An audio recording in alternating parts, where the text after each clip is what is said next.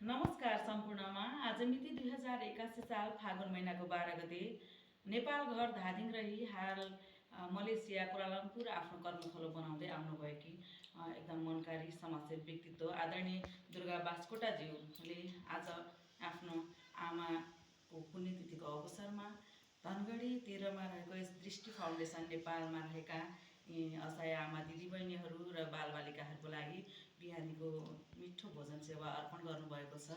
यसको लागि अन्तर्हृदयदेखि नै धन्यवाद दिन चाहन्छौँ।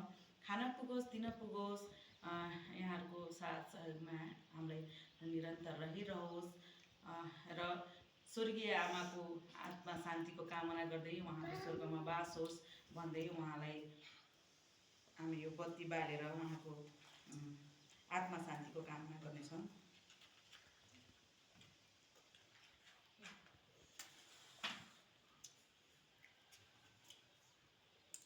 स्वर्गीय आमाको आत्मा शान्तिको कामना छ, उहाँको स्वर्गमा बास होस्।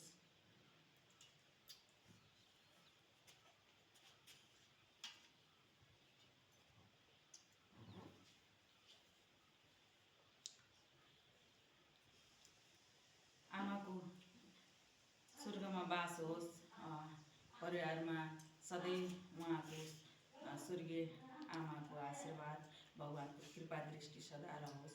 खान पुगोस् दिन पुगोस्, सहयोग गर्नका लागि सेवा गर्नका लागि धन मात्रै चाहिन्छ भन्ने छैन, मन पनि चाहिँदो रहेछ। उहाँले यति टाढा भएर पनि भेटीदान गर्नुभयो। उहाँको जुन भेटीबाट जुन भण्डारबाट उहाँको भेटी झिकिएको छ त्यो सधैँभरि भरा रहोस्।